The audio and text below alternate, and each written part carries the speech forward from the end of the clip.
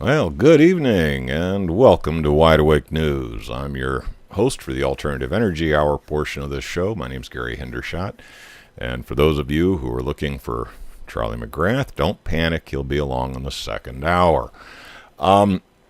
Anybody who's followed the alternative energy genre for some time has probably heard of a fella named Stan Meyer. Now, this guy's kind of a urban legend at this point, but a lot of us were actually around during the period of time when this fella was reported to have driven a dune buggy fairly long distances, powered by water.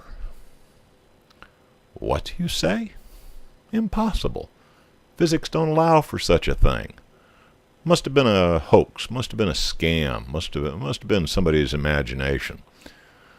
Well, I never got to see it personally, but I have discussed it with a number of folks who claim they did.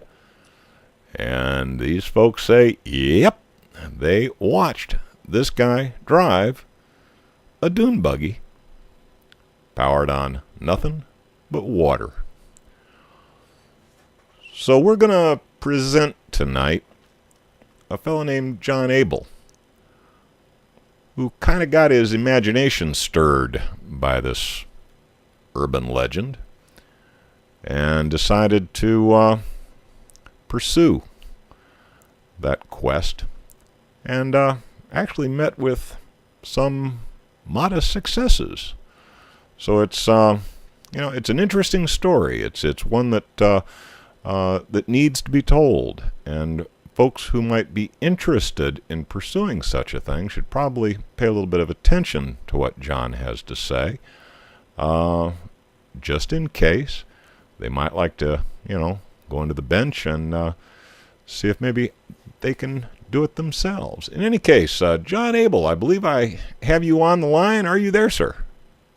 Yeah, hi Gary. Thank you for having me tonight. Oh, it's a pleasure. Now, obviously, the obvious question I would ask anybody who comes to me with a story like this is, why? Why does a perfectly normal, reasonably intelligent human being go out and tilt at windmills in a quest that, logic and physics tells you is crazy, can't be done? What drove you to pursue this? Well, I guess one thing that you had just said yourself, semi-intelligence. I think anybody with half a brain and a little bit of an electronics background can put one of these things together. It seems fairly simple and straightforward once you get it going. But I do have plans for it that I've been giving out on the internet for nothing, just to show people how to do this on their own. I want this to happen. It's time for us to move on and above something better than the technology we have to run our cars. Well, now, you're not the first to try to replicate Stan Meyer's work. Correct. Did you have any mentors, anybody that was helping you, giving you hints, giving you clues as to how to proceed with this, or were you pretty much left on your own? Well, I had first heard about Stan Meyer back in 1998 when he had first been murdered, and at least some people say he was murdered. I am under the impression that he was, but however you feel about the matter, nonetheless, that's when I first had heard about him, when he had died. And the first question I had asked myself was, why would anybody even consider killing somebody like this, who could bring so much salvation to our world and especially our country. It's just being so dependent on fossil fuels and coming up with the technology that would just simply run our cars on water would be a life sentence for all of us. But regardless, over the next 10 years, I went through looking up different diagrams, looking at different stuff online. Nobody really helped me. I went to a number of discussion groups. You run into a few good people out there that want to share what they've done and stuff like that. They're out there to help people and stuff once they get it going. But there's some people who get big egos and stuff like that. So you run into some of both. I was kind of out doing it on my own. I got some help from a local college as well for cutting out some of the material and stuff like that, wrapping the wire, designing some stuff on CAD. But for the most part, I think you could sit down with these plans and put it together, within a couple of days. Now, as far as the discussion groups, that is kind of where a lot of us go to exchange information with others that might have a similar interest. The internet's great for that. It allows for the rapid dissemination of interesting information.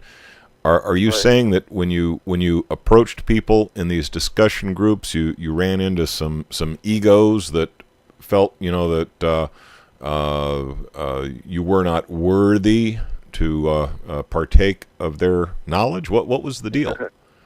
Exactly, and everybody's in the same boat in this. Everybody's starting from scratch when they get interested in hearing, when they first hear about Stan Meyer, and they go out and they go on the internet and they look for clues and hints and stuff like that. And all I can really tell people who want to try it is, start with what Stan had to offer from the very beginning. Look at his videos, look at his video biography of who he was and what he talked about when he was, going through the 15 years of research that he did. He did talk about people giving him a lot of threats, and he did talk about people, stonewalling him and stuff like that. So, I mean, anybody who does this type of work, you inevitably come back to some of the things that Stan Meyer says. And he had a lot to tell us, not just through the technology that he had, but through his experiences as well, and what other people would experience if they went down this road. Well, now, in these discussion forums, did you ever encounter anybody who was bold enough to make the claim that they had mastered a technology similar to what Myers was proposing, or what have you heard? Basically what I'm trying to get to is there somebody out there today who might actually be running an automobile on water the way Stan reported to have done? What do you think on that issue? If there is, I don't know of them. I have talked to a number of people on the phone, on emails, in the discussion groups, different things. Just talking with people and hearing different things about, different people trying different things. I have heard of one other gentleman who claims that he did hit resonance, but I have not seen any screenshots of what signals he was talking about. I've seen a lot of people, on YouTube, show their videos, and they show a lot of different weird screenshots and stuff. But when mine came up for me for the first time, and I saw what I was looking at, I recognized it immediately because I had read through the entire Stan Meyer tech brief, and he has figures at the end of each chapter and stuff like that. And one of the big figures at the end of chapter 6 was an actual picture of a resonant signal, which was this stair-step rising pulse that went up at a very diagonal, very linear way, and it appeared to match that. And from the way my circuit was supposed to work, it made sense to me that that's what I was looking at.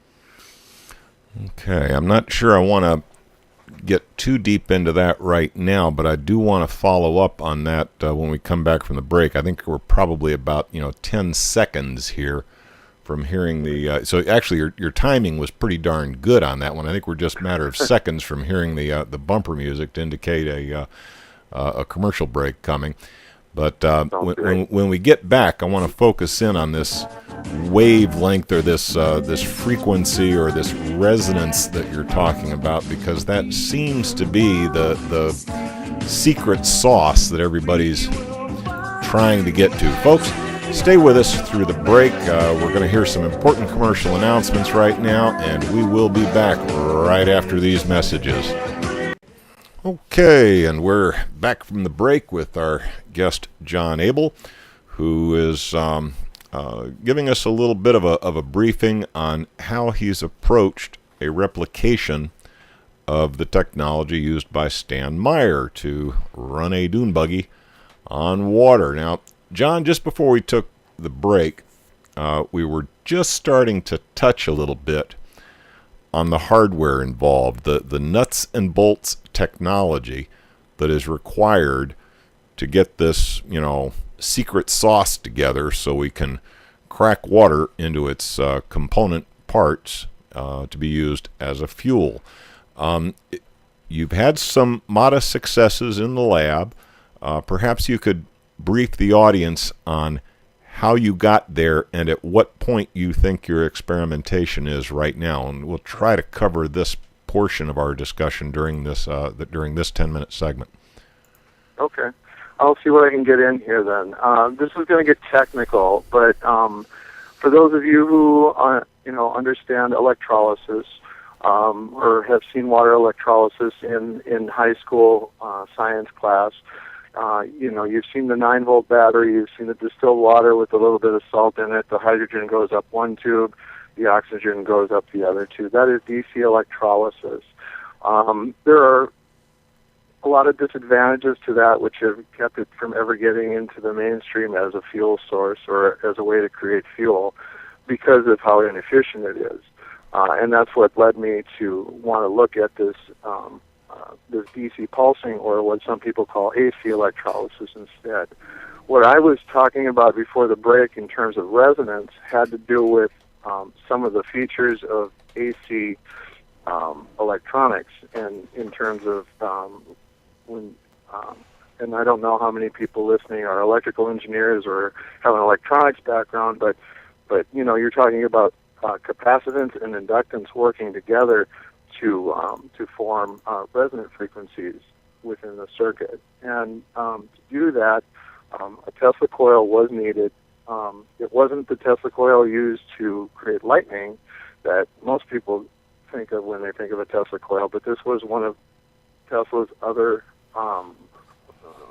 patents for a bifiller wrapped coil. Now, is a bifiller pancake type coil, or is it a cylinder wound? His original patent does show a picture of a pancake coil where it's two pieces of wire right next to each other, slowly wrapping larger and larger on something about the size of a CD. It looks like. I don't know how big it is, but regardless, some of them were 6 feet tall. Yeah, exactly. I have no idea the scale of the thing, but that was Nikola Tesla's idea of a bifiller pancake coil, and it had a lot of. The reason they used these was because they didn't know how to build capacitors back then, so they were using jars of water and things like this. So this was the first coil system that Nikola was able to come up with that also had capacitance in it, and so that's what I was looking for when I was putting this thing together. Stan Meyer was talking about an LRC circuit that was resonating, and so that's what I was looking for, a coil that had both inductance and capacitance in it.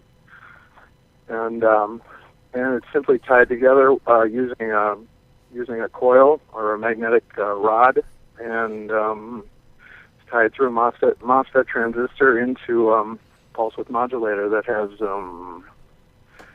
it has 4 inputs, 4 signal frequency changing inputs, and 2 power inputs. So it has 2 frequencies, 2 duty cycles, and 2 power voltages going into it. All right, so let me understand now. Basically, I've got a pulse width modulator.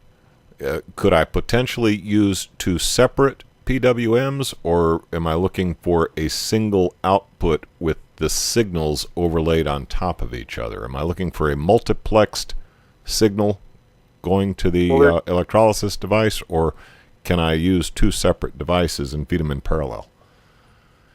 You can do it either way. The 555s have the 555 timer chips that I use were $150 at Radio Shack, and I used 2 of them.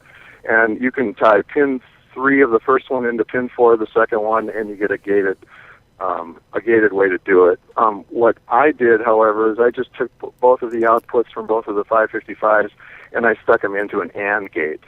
That made more logical sense to me just when I was thinking about it in my brain to go through an AND gate. And when I looked at J.L. Nodden's circuit, which actually makes up part of my circuit, he uses NAND gates in there, 2 NAND gates to make an AND gate.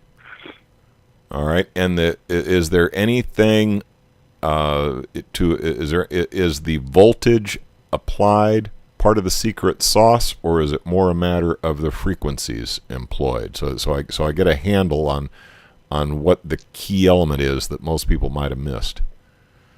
Well, I think if you didn't have frequencies going through this thing, if you didn't have your capacitance and your inductance and your Tesla coil, you wouldn't be able to do this. It would look just like DC electrolysis. But the fact that I'm getting up to 30 volts at less than half an amp consistently, I think there's something else going on there. That's not DC electrolysis anymore. It looks like the frequency has and the duty cycles have something to do with it. And the fact that I had 2 frequencies and 2 duty cycles working together to move into that location or that frequency that I needed, I think was the secret, having something that with that type of resolution. Okay, now so the plans for the pulse width modulator that you devised, this is what you were talking to me about that you'd like to have me post up on my website so people could find it easily. That was the plans you sent me? Yes, that's simply 2 other people's circuits tied together. I did the tying together of those 2 circuits. That's all I did. The left half of it is a Dave Lawton pulse width modulator that was given away for free in a file online on a different website. And the right side of it is the J.L. Nodden circuit that you can find on his website that's been there ever since 2001. So it's been there for 11 years. So bottom line is the secret sauce has been out there. It's just, not real easy to find, or is it not real easy to put together? What's bottom line is, what's keeping 1,000 guys across the face of the earth from being able to replicate this and put it together? And doggone it, you know what? I'm hearing that bumper music in the background. So, Sure. When we get back from this break, I would like to kind of get into the, what are the pitfalls? What's keeping this thing from being replicated by thousands of guys? How come we're not driving our Toyota Camrys on water today? And folks, when we get back, we will continue this discussion with Jon Abel, so please do hang with us. Well, I appreciate everybody being patient with us during the blatantly commercial interruption, but, we do have to show those advertisers some love. Without them, we don't have a program. Now, as we left for the break, Jon and I were talking about, okay, if this is so easy and the information necessary to do it has been out there for all these years, why the heck are we not driving our typical Toyota Camry on water today? Jon, how would you address that? I mean, the documentation that you used to get it as far as you've gotten it so far has been out there all this time, and certainly there are a lot of fellas who are interested in this and pursue it as a hobby. Right. How come nobody's had the magic breakthrough? How come I'm still running actually in my case it's an old Buick. How come I'm still running my old Buick on 94 octane or whatever the heck it is, 87 octane, whatever the heck it is? Oh, that's a long line from a guy working in his garage on a little circuit to the point where he's made a commercialized industry out of this. Obviously, there's plenty of barriers to entry. I don't even have to mention the oil industry, but it's some of the stuff is more subtle, and I wanted to, and you and I discussed this earlier when we talked, but there's more subtle ways of things getting in your way when you want to start your own R&D project or your own R&D company. just for instance, look at if you weren't capable of some of the skills it would take to put an experiment together, and you had to go find help. So, let's say you went to a local state college and you asked for assistance or something like that.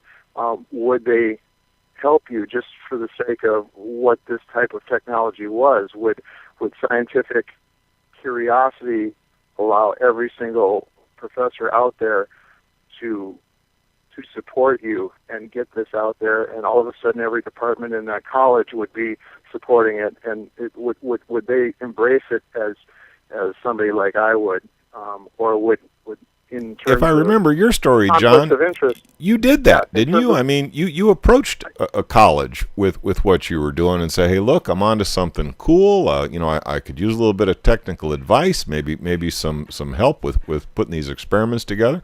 What kind of a reception did you get from academia where you approached it?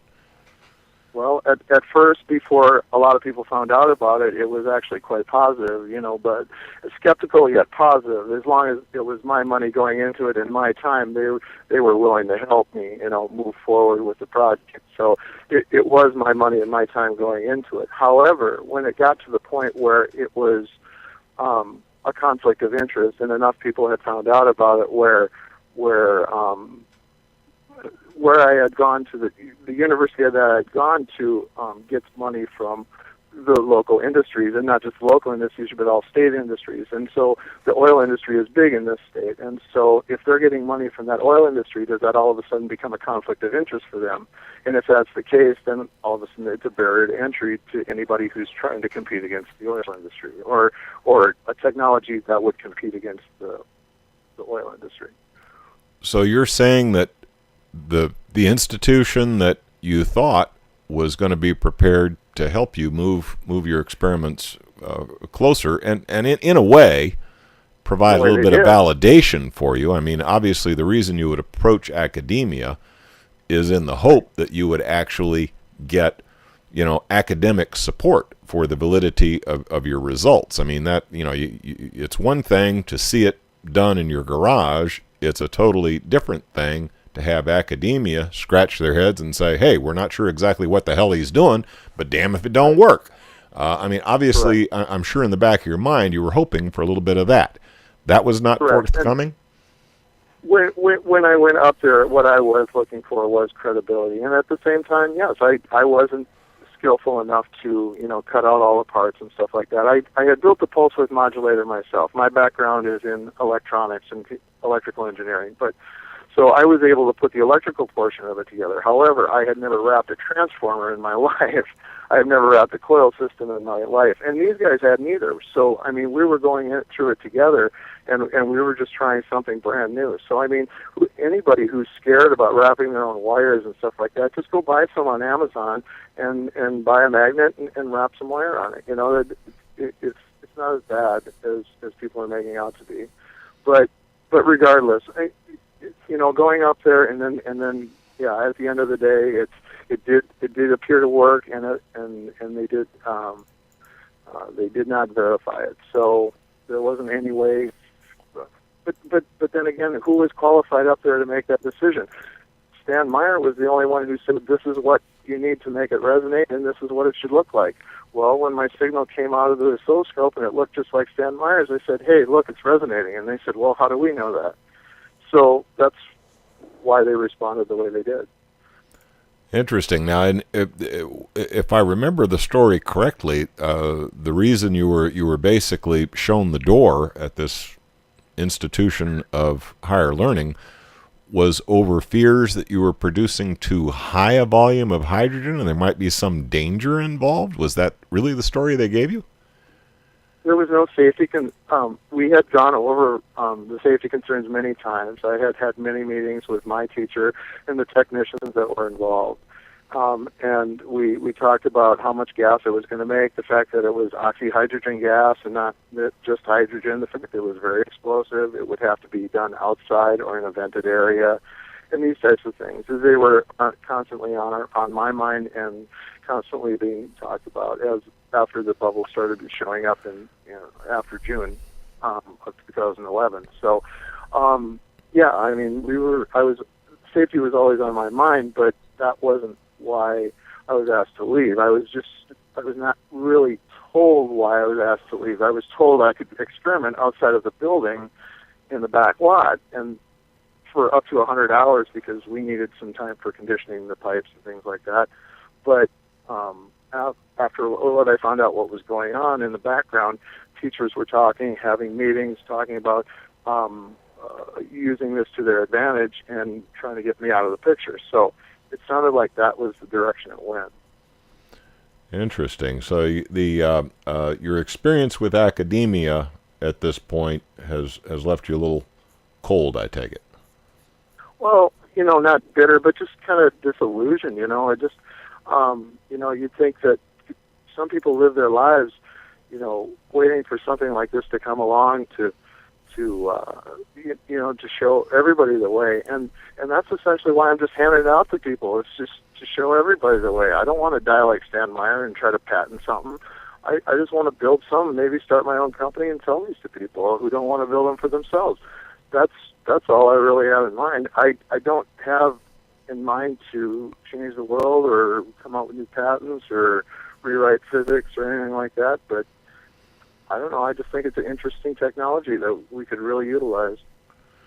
Well, we're about to move into our last break of the evening. When we get back from this next break, I would like to at least briefly touch on the differences between hydrogen and oxyhydrogen, because a lot of folks in the audience may not understand that subtle difference, and particularly some of the safety concerns that might be involved in pursuing this as an experimental path. Folks, please do stand by. We'll be back right after this break.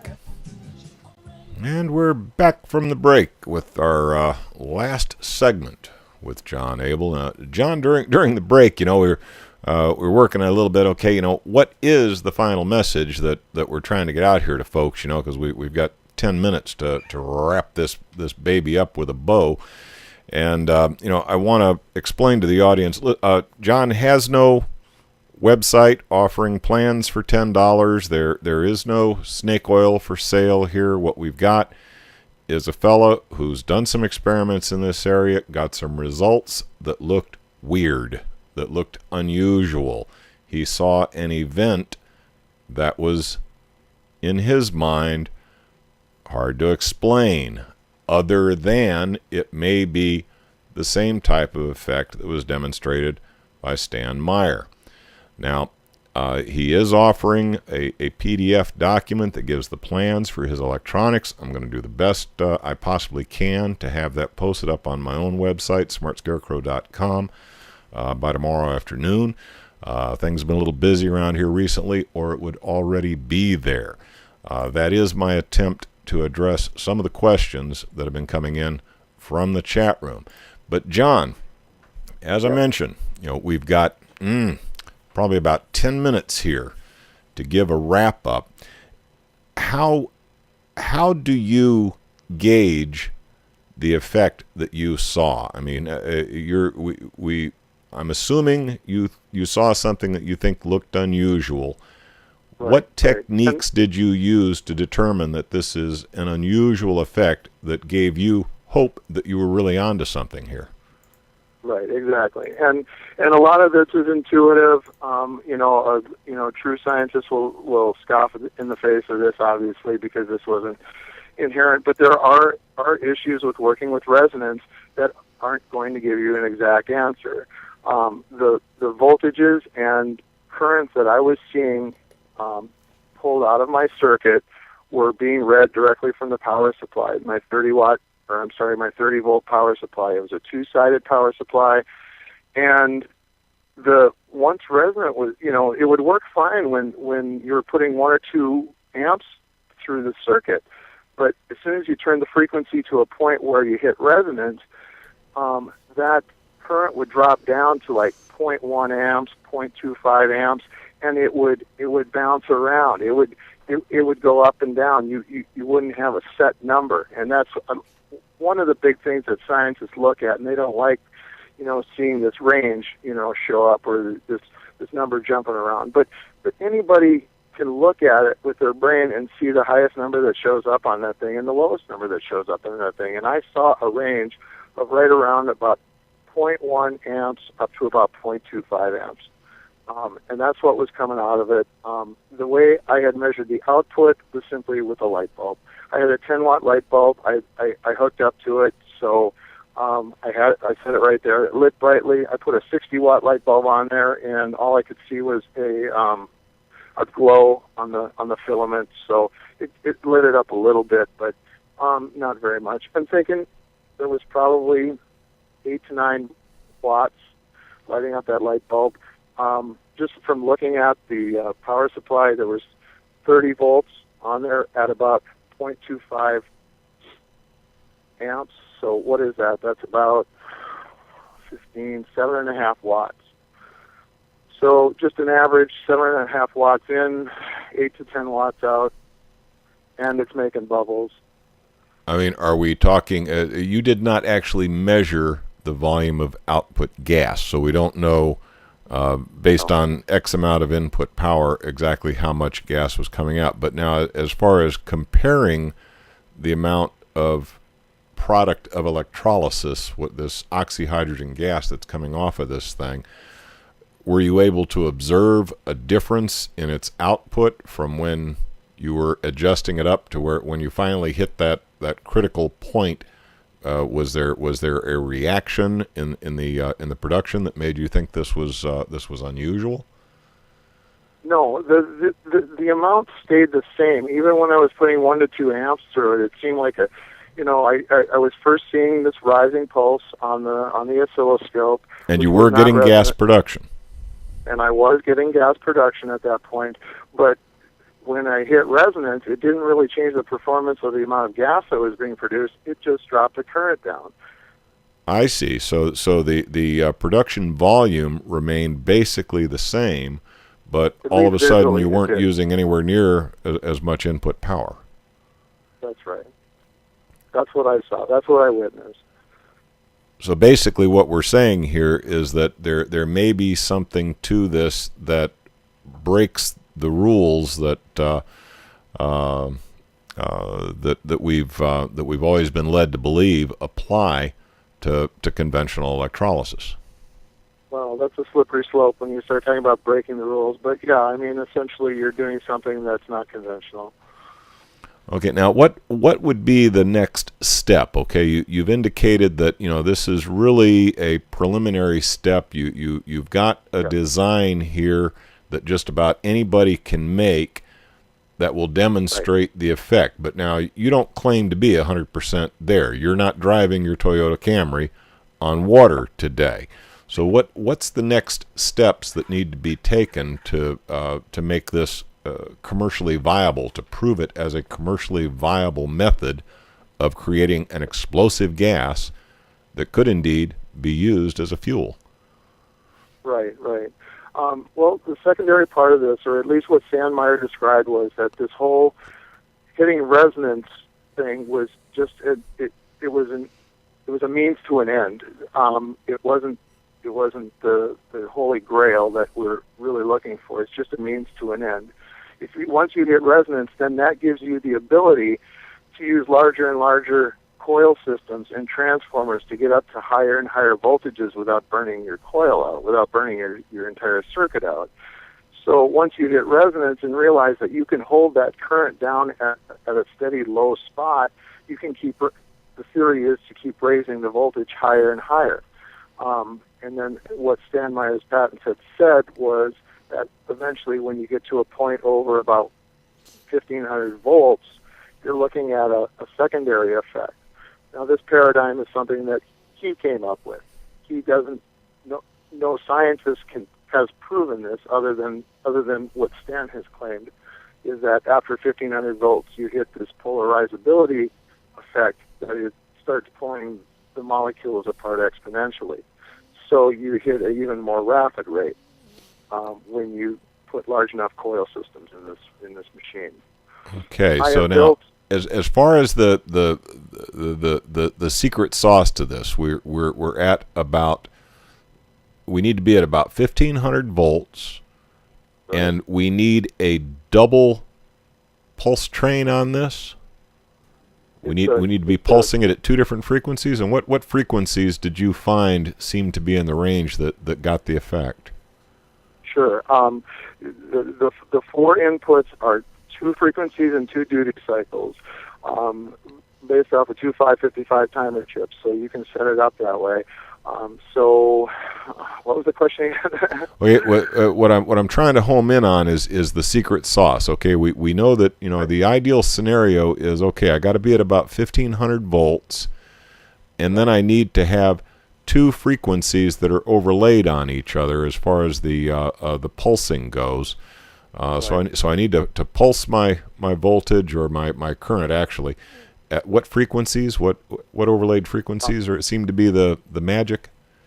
The frequencies were right around 200 hertz and somewhere between 11,000 and 20,000 hertz. They're all over the place. These resonant points are all over the place. So there's not just one of them. There's not one secret frequency out there. It's really how you build the machine, how many pipes you have in the machine, because mine is built with pipes. And if you have 11 pipes in there, obviously you're going to have more resonant points in there than if you just have one or two pipes. So, but if somebody had a PWM that was tunable and could generate one frequency in a range of, say, 100 cycles up to about 500 cycles, and then a second one that was able to produce a signal from about 5 kilohertz up to about 20 kilohertz, they should be able, with some tweaking and tuning, to find the magic. If they also have two knobs in there for the duty cycles. Now tell me about the duty cycle. Was there some secret about the duty cycle that helped trim this thing into the magic? Yeah, I was just going to say the same thing. It just gave me a better trim. It just allowed me better control of what I was doing. And now, if you look through Stan Meyer documentation, you see that the wider hertz, the 200 hertz, should actually be set at a duty cycle of about 50%. So when I went into this, and I had built this circuit, I had four knobs, and I said, oh, shoot, I really only need three of them because one of them's always going to be set at 50%.